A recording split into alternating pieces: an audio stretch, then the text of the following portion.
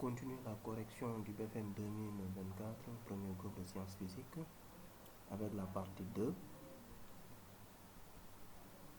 Donc la partie 2 d'un exercice d'application de chimie.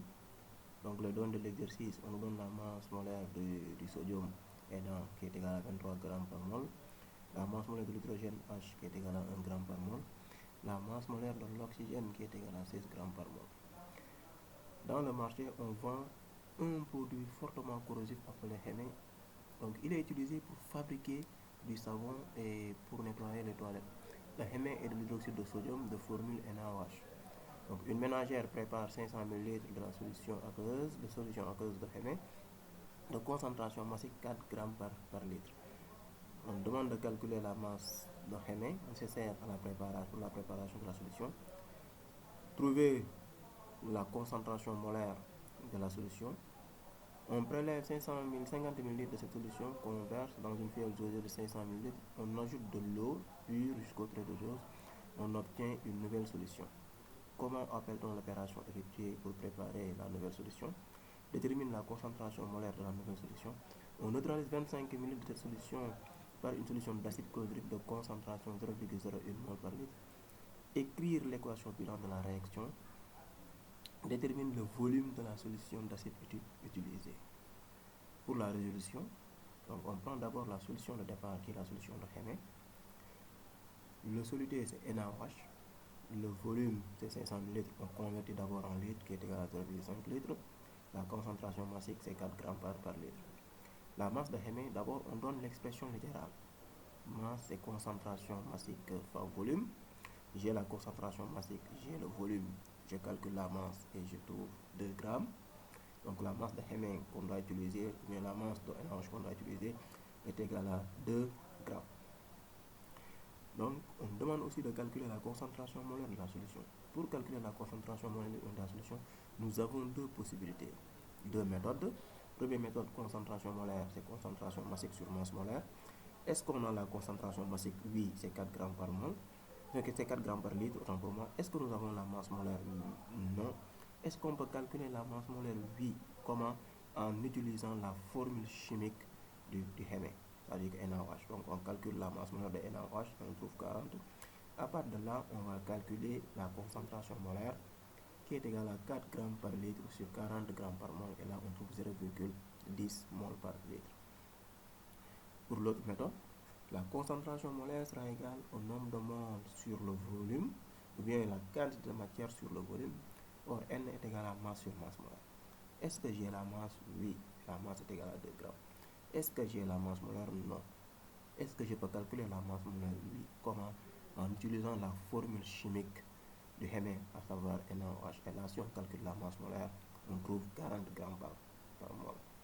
À partir de là, on calcule le nombre de moles qui sera égal à 2 grammes sur 40 grammes par mol. Et là, on trouve 0,5 mol par litre. Et à partir de là, on peut calculer la concentration molaire. 0,05 sur 0,5. Et là, on trouve 0,10 grammes par mol. On trouve 0,10 grammes par mol.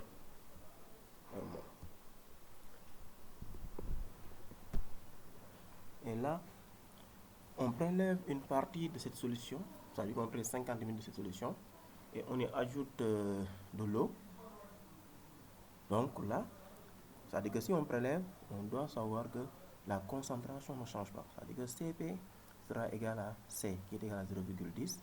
Maintenant, on met cette solution qu'on a prélevée dans une fiole dosée de 500 ml.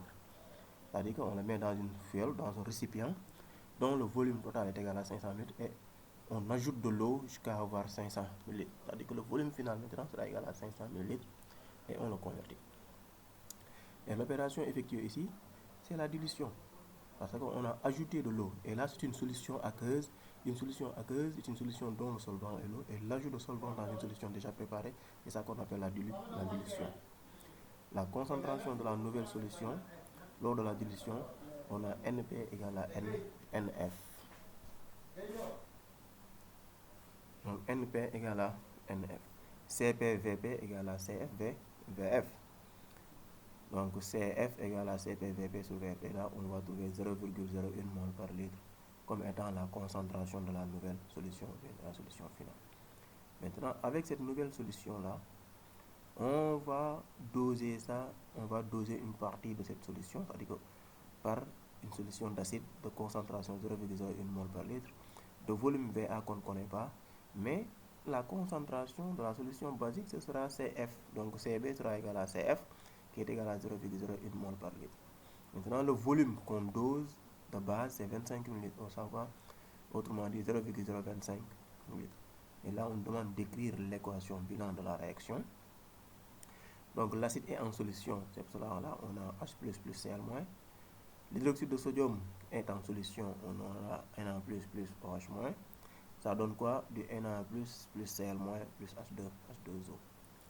Et on nous demande de calculer le volume d'acide utilisé. Et là, pour calculer le volume d'acide utilisé, on va utiliser la relation d'équivalence acido-basique. Et à l'équivalence acido-basique, on sait que le nombre de moles d'acide est égal au nombre de moles de base.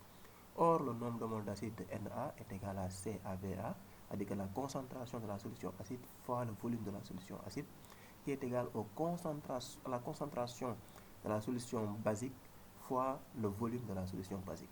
Maintenant, à partir de cette égalité-là, on va sortir l'expression de VA, c'est-à-dire que l'expression du volume d'acide.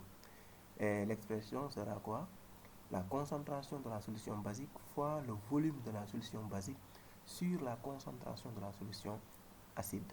Et à partir de là, je remplace par leur valeur et je calcule le volume VA. Et là, on obtient 0,025 litres comme étant le volume d'acide utilisé pour obtenir l'équivalence acido-basique. Donc c'est là que se termine la correction de la deuxième partie. Après, on va corriger la partie 3.